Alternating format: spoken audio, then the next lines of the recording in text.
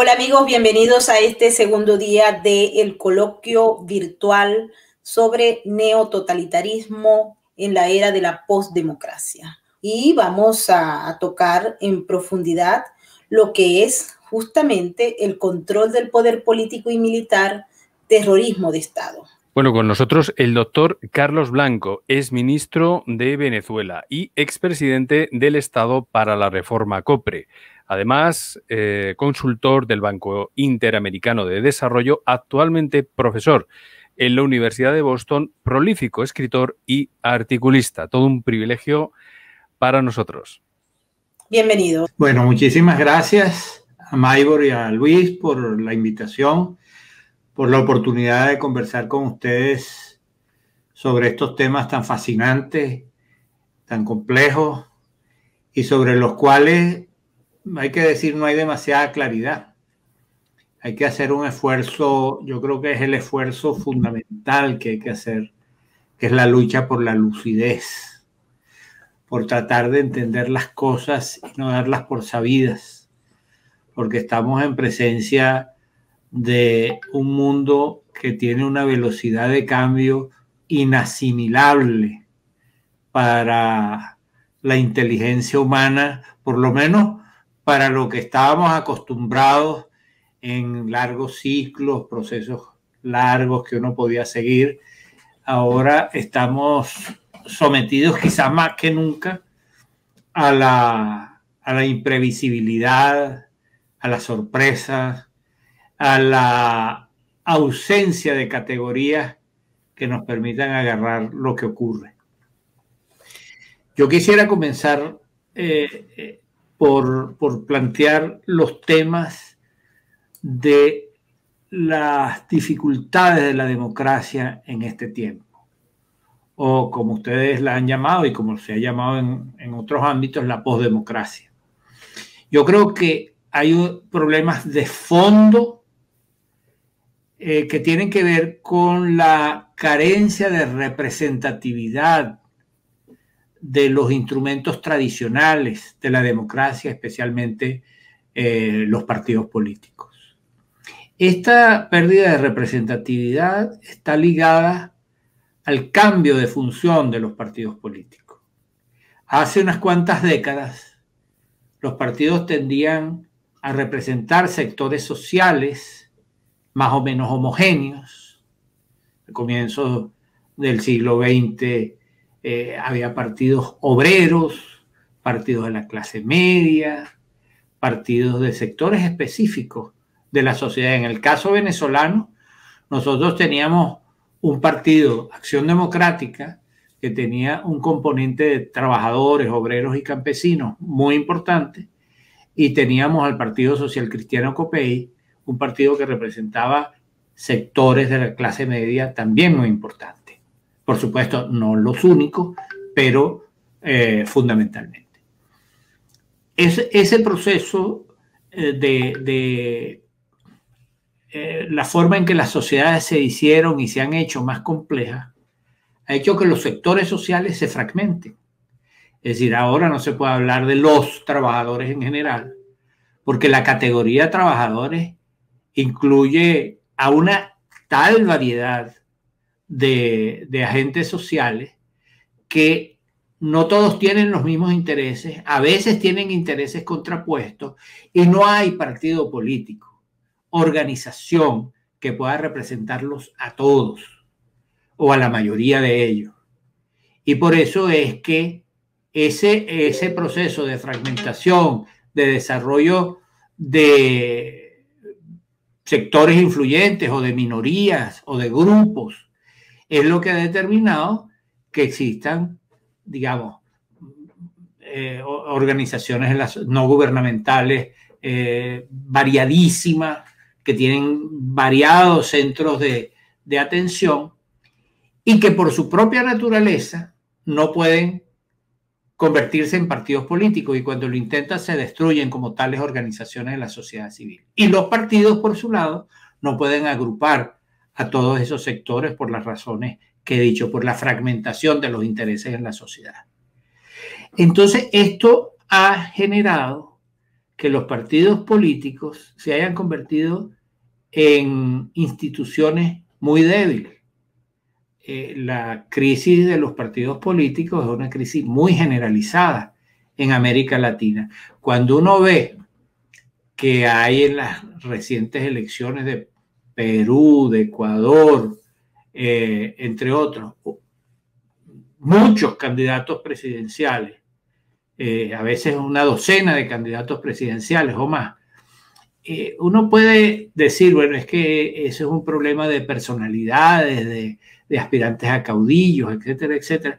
En realidad me parece una explicación insuficiente en todo caso, porque lo que hay es una fragmentación de los sectores y de aquellos que aspiran a representarlos. Entonces esos representantes ya no son tan fuertes, ya no son tan poderosos, ya no tienen tras de sí una fuerza como la que solía haber hasta bien entrado el siglo XX, hasta los 70 o los 80.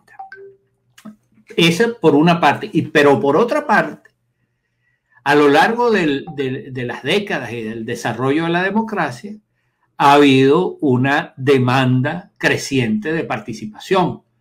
Los ciudadanos se han hecho más ciudadanos, o se han hecho ciudadanos en realidad, conscientes de sus derechos, a veces más conscientes de sus derechos que de sus deberes, pero en todo caso dispuestos a la participación y a demandar a los representantes que escogen en las elecciones, presidentes de la República, parlamentarios, alcaldes, gobernadores y todo funcionario de elección popular, que cumplan sus ofertas. Entonces, aquí se presentan varios problemas.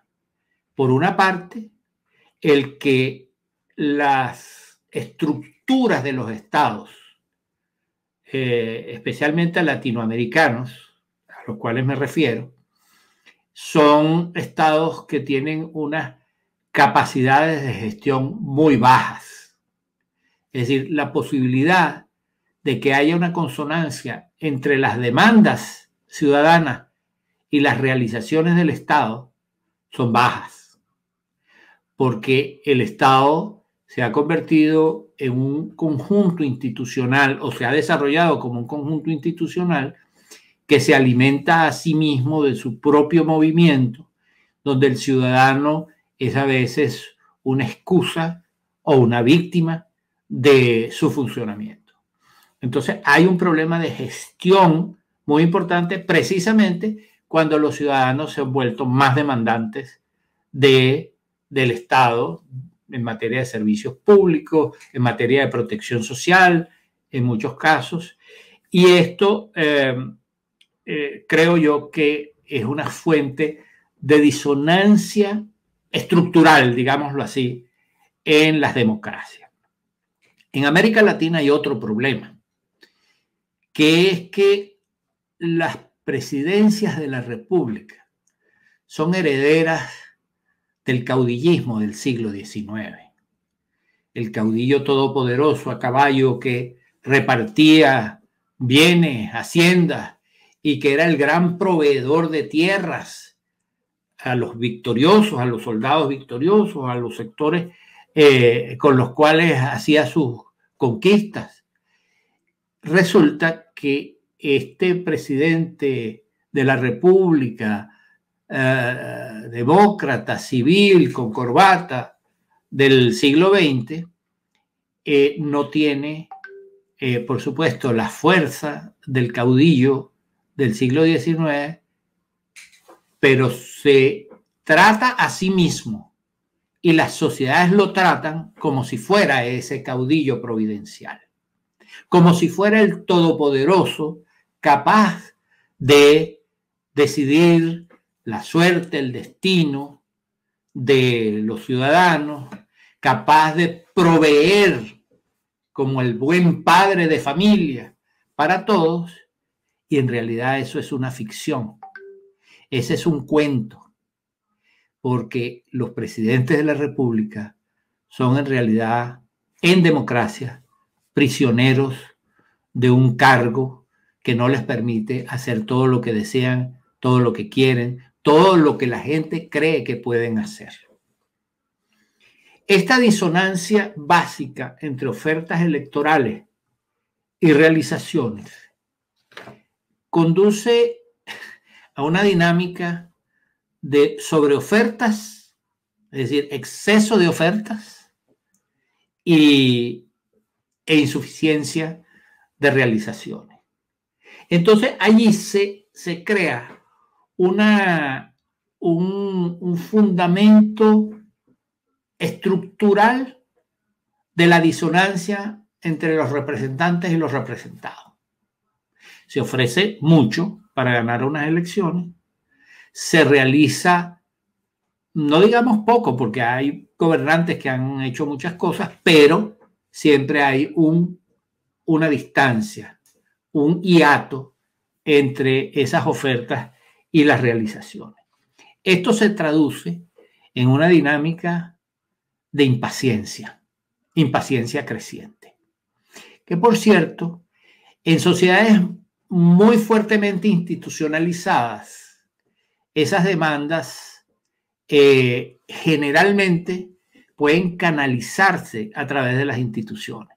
Entonces hay peticiones al Parlamento, hay peticiones a la justicia, hay peticiones a los gobernantes y entonces se llega a determinados consensos, las más de las veces insatisfactorios, pero aceptados.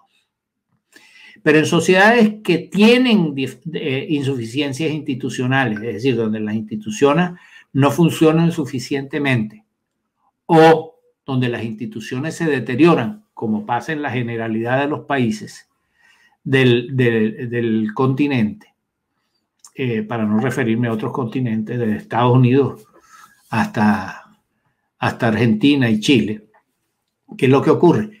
Que, bueno, se va generando una fricción que tiene temperaturas cada vez mayores y donde las demandas, al no encontrar o creer que no encuentran los ciudadanos canales por donde desarrollarlas, entonces tienden a veces manifestaciones de la calle, que son absolutamente legítimas, pero a veces las manifestaciones de la calle se transforman en manifestaciones violentas, precisamente porque no hay manera de reventar las barreras que una sociedad determinada no puede permitir, porque no puede procesar esas demandas. Entonces las demandas inmediatas al Estado, las demandas a las cuales o con las cuales los ciudadanos tienen derecho a reclamar o creen que pueden reclamar, se convierten en una situación que en el mediano plazo se hace insostenible y se traduce o en debilitamiento de los gobiernos muy rápidamente, o en violencia, o en sustitución de los gobiernos, o en búsqueda de alternativas a los gobiernos democráticos. Los estados se convierten en estados ineptos, a los que se pide más de lo que pueden dar, o los que dan menos de lo que deberían dar, de acuerdo a las circunstancias. Y comienzan a aparecer, creo yo, los rasgos del autoritarismo que están encuevados en la oficina presidencial, en la figura de ese prisionero que aparece a los ojos de los ciudadanos como el gran proveedor, el que todo lo puede. Entonces, en muchas oportunidades, los gobernantes empiezan a intentar centralizar para resolver los problemas de la gestión. Es decir, allá en los departamentos, estados, municipios, localidades, esas autoridades no resuelven los problemas, entonces van subiendo hacia arriba esas demandas y entonces eso obliga o hace creer que se obliga al jefe a asumir las responsabilidades y por lo tanto el manejo de los recursos y de las realizaciones. Entonces, esta presión Y esta situación donde no hay maneras de resolver los problemas y las demandas de la sociedad van supliendo la construcción de consensos entre partidos que están muy deteriorados por el peso de la jefatura. Y esto refuerza ese personalismo del cual he hablado anteriormente. La tentación autoritaria se hace presente.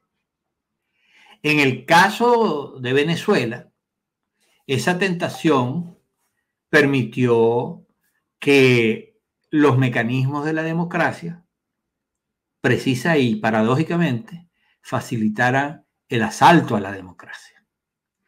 Es decir, ocurrió que Chávez ganó unas elecciones, sin ninguna duda no las ganó con la popularidad que tuvo después, pero las ganó legítimamente. Pero pronto esa victoria se convirtió en una victoria para destruir la democracia. Debo decir que la victoria de Chávez no es una victoria producto de las masas, del fervor de las masas empobrecidas que encontraron en la prensa y en la cárcel y en los relatos a un líder, descubrieron un líder. No. Chávez es una creación de las élites venezolanas, de los ricos venezolanos, que después se arrepintieron. Pero muchos de los sectores empresariales, en los medios de comunicación y en otras ramas de la actividad económica, creyeron que apoyar a Chávez, que ensalzarlo, representaba una especie de seguro de vida hacia el futuro, ya que los partidos tradicionales, Acción Democrática y COPEI sobre todo, pero en general todos los partidos estaban muy mal, había una figura emergente y se lanzaron como en el siglo XIX tras el hombre a caballo. Entonces, el proceso fue muy simple.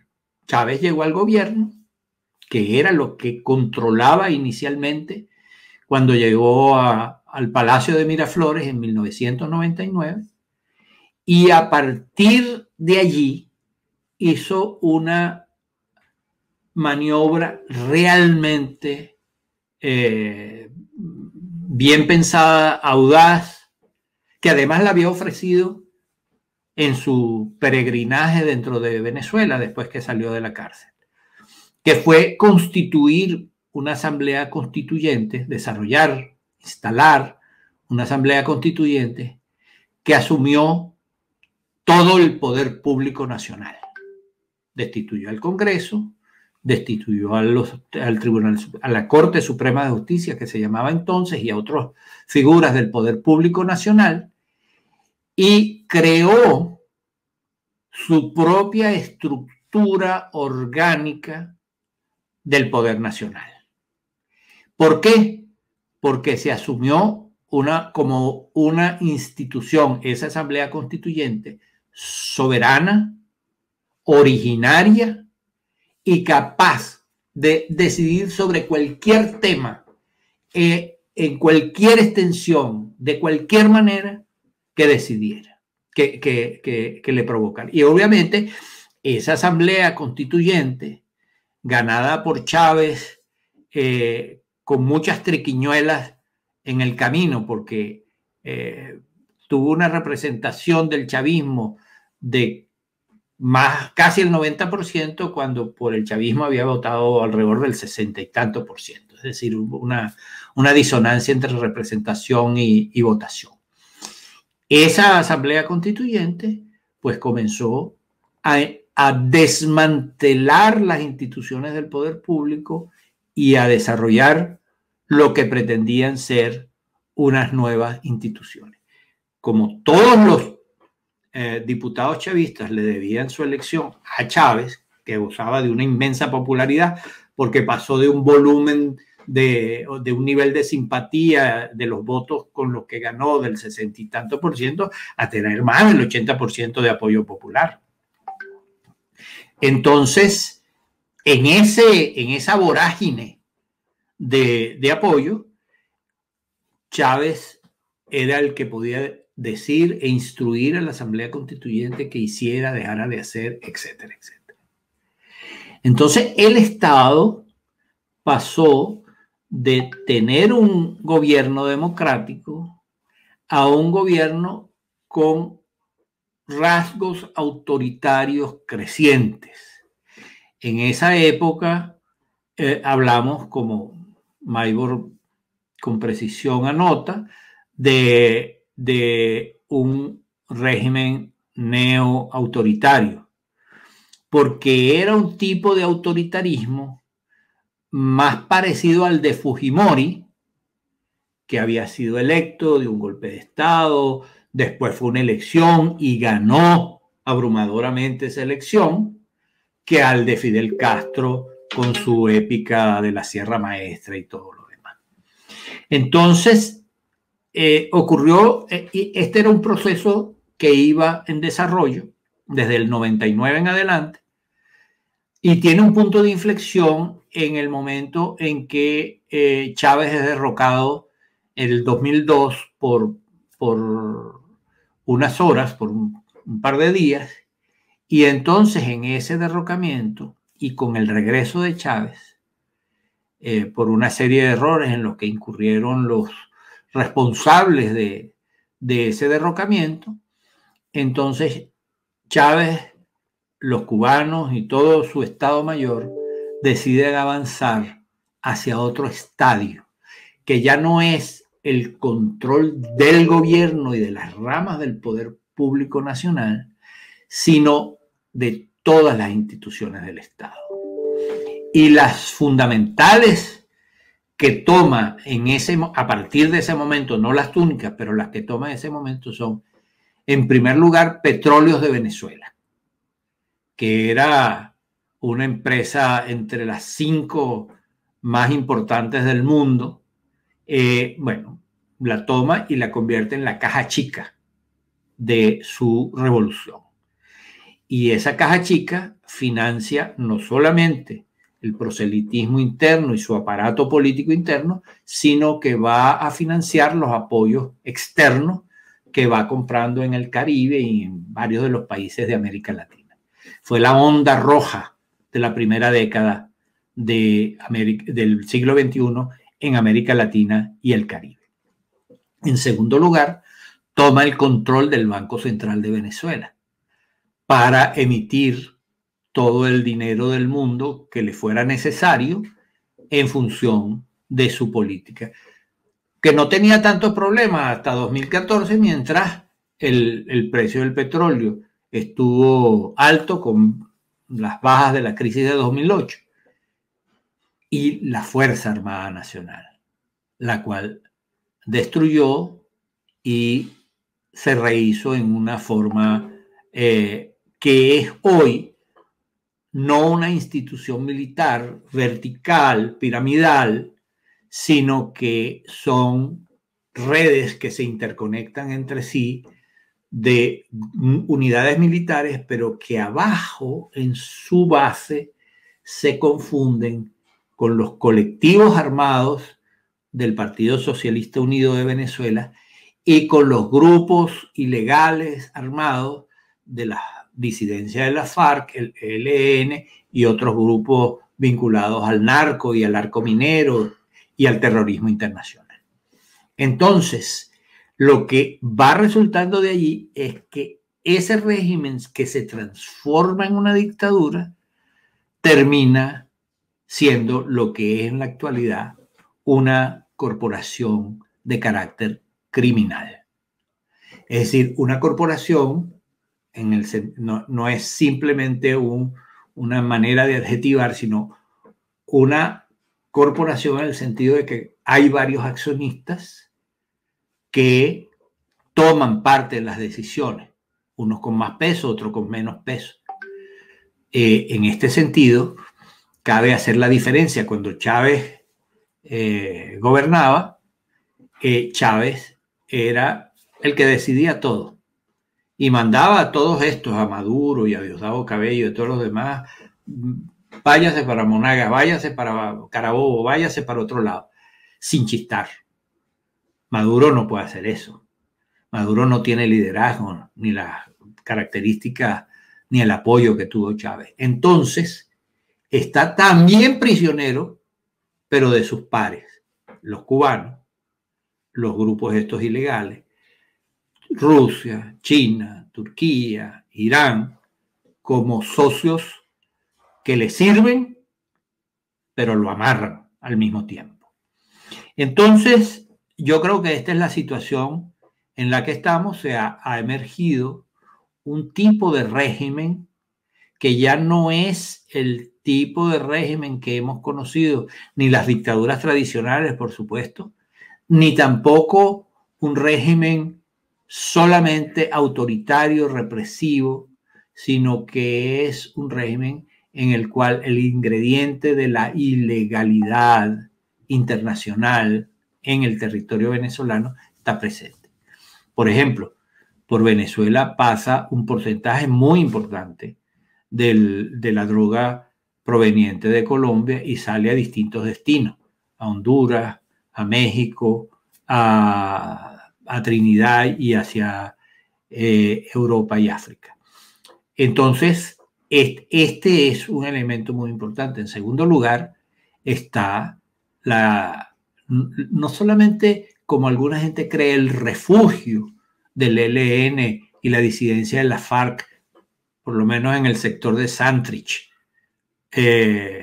y ahora con la disidencia de Gentil Duarte, que al fin y al cabo se pondrán de acuerdo, sino que estos grupos guerrilleros se plantean desde la perspectiva que yo comparto, el asalto a Colombia. Ese es su objetivo. El objetivo no es guarecerse, sino prepararse.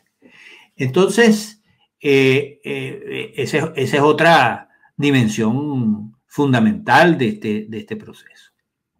Y yo pienso que este estadio en el que estamos ha permitido también que Venezuela sea un territorio, ellos lo llamarían territorio liberado, pero liberado para convertirse en una inmensa máquina de lavado de dinero. Entonces, ¿qué más quieren grupos ilegales, grupos terroristas, grupos criminales en el mundo? Territorio custodiado. Eso lo tienen en Venezuela. Para finalizar, yo creo que en el caso venezolano hay tareas hacia el futuro y esa tarea es la de construir el Estado. Yo participé de un proceso muy importante en el país entre los 80 y los 90, que fue la reforma del Estado, que tuvo muchos logros y muchas derrotas también, pero el logro fundamental fue el de la descentralización. Por primera vez en Venezuela se eligieron gobernadores y alcaldes a partir de las propuestas que hicimos en la Comisión Presidencial para la Reforma del Estado. Queríamos reformar el Estado y avanzamos en reformar el Estado. Pero ahora no se trata de reformar el Estado. El Estado está destruido. Se trata de construir el Estado. Y construir el Estado tiene que ser sobre bases diferentes. Por ejemplo, hay quienes piensan que es posible rescatar PDVSA y más o menos ponerle unas muletas aquí y allá y unos soportes aquí y allá. Creo que no. Yo creo que hay que diseñar otra política petrolera con otras instituciones. Esta Fuerza Armada, irrecuperable. Hay que construir una Fuerza Armada, siempre necesaria, desde abajo, con gente profesional, institucional, capaz de entender la subordinación al poder civil. Es necesario desarrollar otro banco central, otro tipo de parlamento. Es decir, la tarea que hay en Venezuela, lo he dicho muchas veces, es la tarea que surge en los países que han vivido guerras profundas, largas, destructivas, y que al final tienen que levantarse caminando sobre esos escombros para hacer un nuevo país, una nueva sociedad, un nuevo Estado. Y donde cuando todo está destruido, lo que quedan son dos cosas. En primer lugar, la gente, los ciudadanos, dentro y fuera de Venezuela. Ese es el capital fundamental. Y en segundo lugar, lo que va a ser inexorable es una operación internacional masiva de apoyo a la reconstrucción de Venezuela, que tiene una dimensión humanitaria, pero que tiene otras dimensiones también. Creo que será un Estado cuyo centro articulador es que debe estar al servicio del ciudadano, y un Estado que debe ser descentralizado, que fundamentalmente sea liberal, que entienda el papel que la libertad en todos los ámbitos juega. Entonces, con estas reflexiones termino mi intervención y estoy a la orden de ustedes. Bueno, queremos agradecerle porque la verdad es que es muy esclarecedor todo el planteamiento que hace desde el punto de vista histórico y hasta ahora y a futuro, cómo entenderlo. Una de las preguntas que nos surgen es que, ¿qué va a ocurrir si ese modelo neototalitario se expande en América Latina? Ya tenemos, y usted lo destacó muy bien, el caso de Colombia. Hay un proyecto para instalar el modelo neototalitario en Colombia y pareciera que la sociedad civil, los partidos políticos que forman parte del estamento democrático no han entendido el proceso, o si bien unos lo han entendido, pareciera que no se han preparado para enfrentarlo. Adelante. Digamos, es una vocación expansionista por su propia naturaleza. Porque como Fidel Castro lo dijo y lo entendió en su momento, pero además eso está dentro de la tradición leninista, o más bien trotskista, que es mantener la revolución en marcha y en todas partes del mundo. ¿Por qué? Fidel tuvo claro, siempre tuvo claro, que la sobrevivencia de la Revolución Cubana pasaba por la expansión de la revolución en América Latina. Y por eso financió, apoyó, promovió las guerrillas en todos los países durante los años 60 y comienzos de los 70. Todas esas guerrillas fueron derrotadas, con la excepción de la colombiana, que por razones históricas, porque por su engarce en el conflicto interno de Colombia, desde los 50, pues no solamente sobrevivió, sino que se desarrolló y llegó a ser una fuerza muy potente en el país, en Colombia. Ahora, esa vocación de expansión la tuvo, aparte de toda esta referencia histórica, en Chávez fue muy claro, porque en Chávez tenía un componente ideológico, digamos, particular. Él, como era, no sé si estudioso o fanático de Bolívar, él pensó que había que revivir la Gran Colombia y que las fuerzas que revivirían la Gran Colombia eran las fuerzas bolivarianas de Colombia, no las santanderistas, porque él identificó a lo que él llamaba la oligarquía colombiana con Santander mientras consideraba a las FARC las fuerzas bolivarianas de Colombia. Y eso lo llegó a decir al comienzo, en sus primeros dislates como gobernante. Esa idea estaba allí, la patria grande, la Gran Colombia, la América Unida, bajo, eso sí, la égida de la revolución que él representaba al lado de Fidel Castro. Entonces, esa vocación expansionista tenía un fundamento ideológico, pero además tiene obviamente el fundamento político.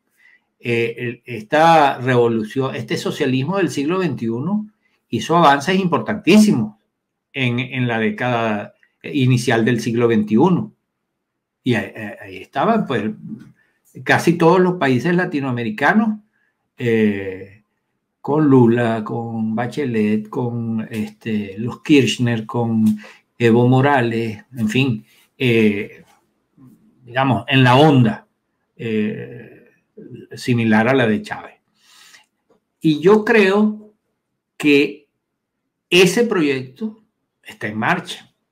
Ese es un proyecto estratégico, fundamental, pero además, ahora con el soporte de Rusia y de China, que tienen facetas un tanto diferentes, pero que apoyan a Maduro y a su régimen, encuentra una manera no solamente de apoyar al régimen, sino de librar un enfrentamiento con Estados Unidos en el territorio, en el hemisferio al cual Estados Unidos pertenece, es decir, en lo que sería su vecindario.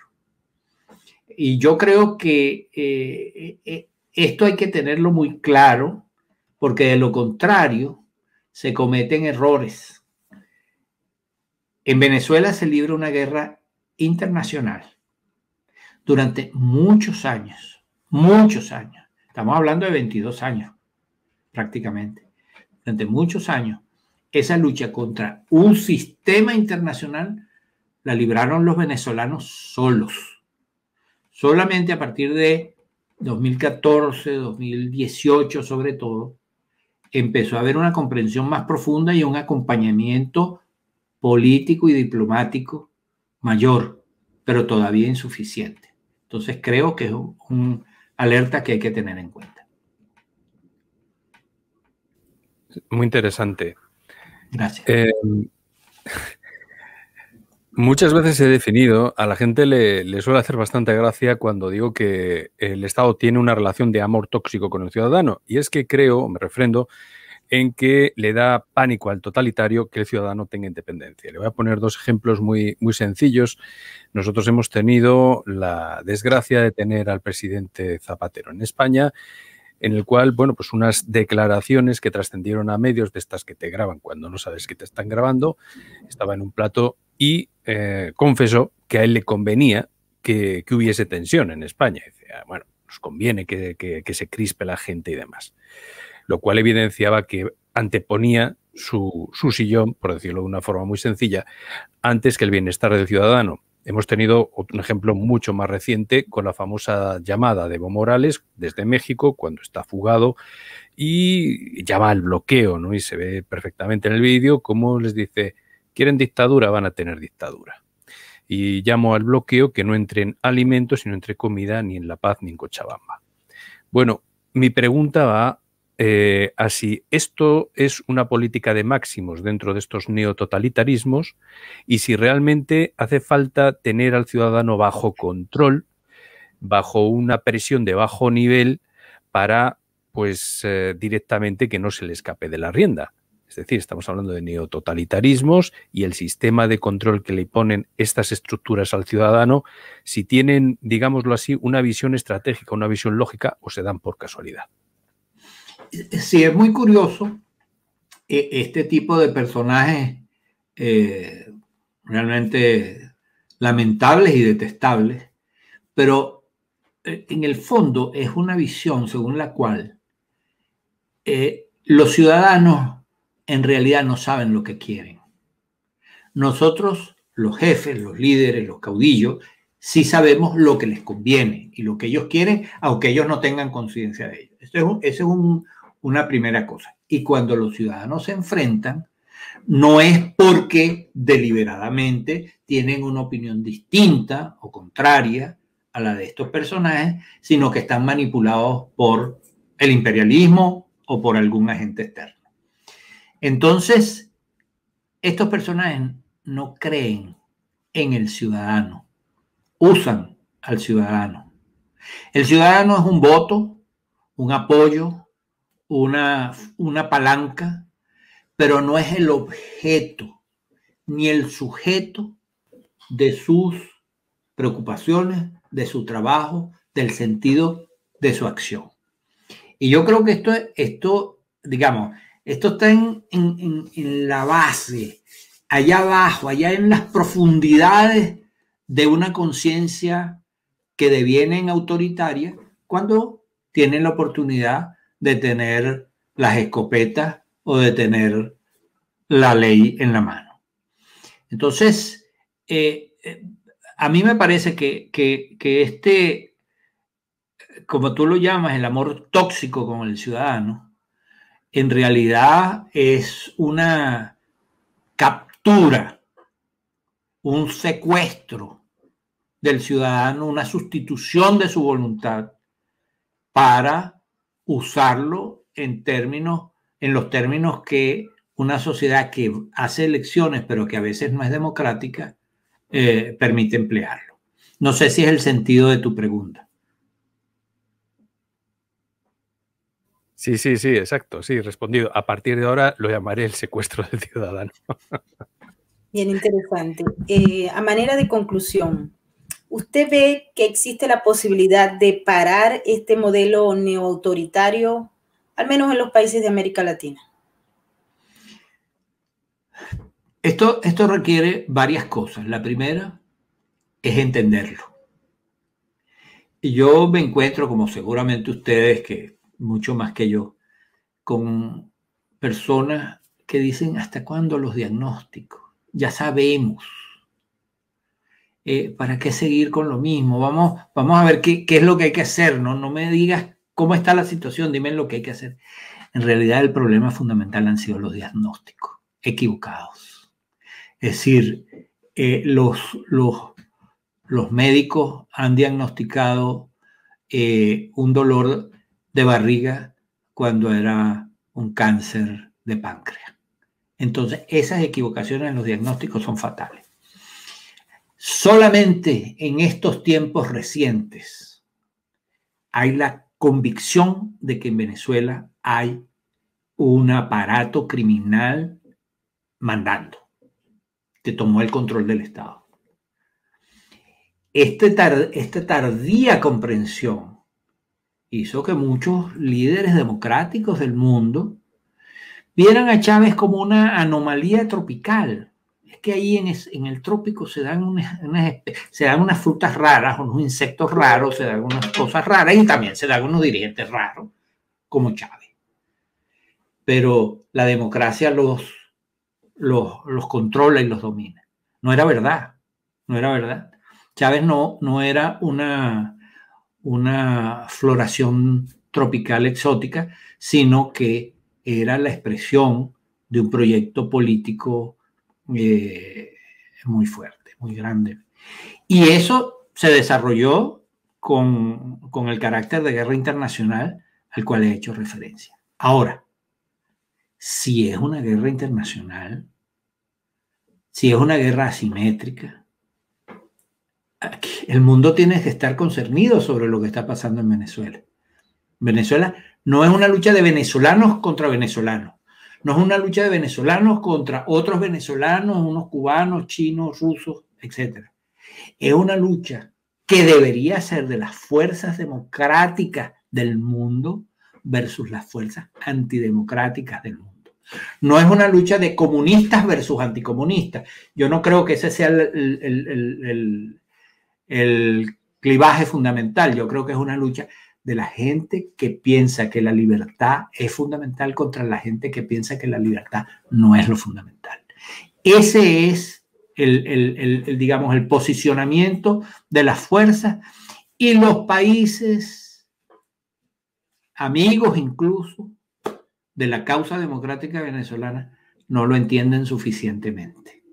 Creen que con, digamos, apelaciones a los llamados o incluso con negociaciones, la idea de que Maduro va en una mesa a entregar unas elecciones libres por las cuales va a salir del poder mientras ha matado, ha torturado, ha exiliado, ha perseguido, ha aprisionado a tanta gente, a centenas de personas, a miles de personas. Tiene un país que por su propia decisión está enfrentando una crisis al cuadrado, la crisis del hambre, de la miseria, del desabastecimiento, de la hiperinflación, con la crisis de la pandemia encima, que lo ha hecho a ciencia y paciencia porque no quiere permitir que las fuerzas externas siquiera colaboren con este proceso de desmantelamiento que hay en Venezuela. Entonces, es a este al que se va a convencer en una mesa de negociación que sí, que él ya está cansado. Este no es un dictador tradicional. Los dictadores tradicionales latinoamericanos llegaron a un punto, bueno, y reprimieron, mataron, pero llegaron a un punto en que el costo de seguir haciendo lo que hacían era mayor que el de los beneficios que el poder les traía.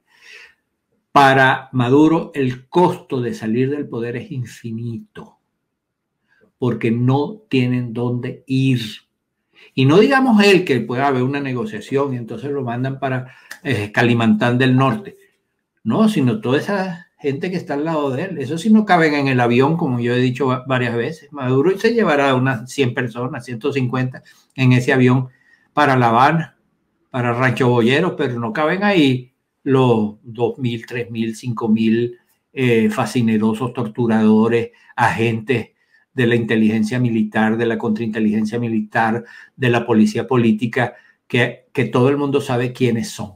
Entonces,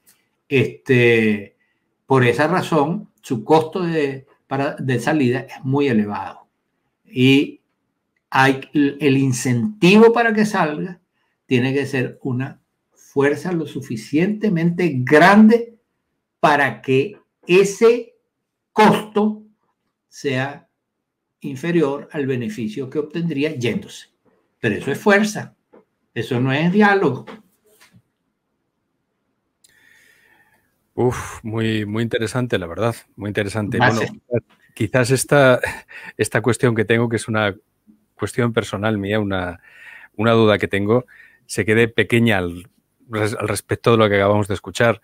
Pero bueno, yo tengo mis dudas acerca de si la famosa frase que dijo Winston Churchill de que la democracia era el menos malo de los sistemas es un elogio de la democracia o, por el contrario, establece un arquetipo en nuestro subconsciente colectivo entre los cuales nos damos un poco por vencidos y al final decimos, bueno, pues si es el peor, la asumimos venga como venga.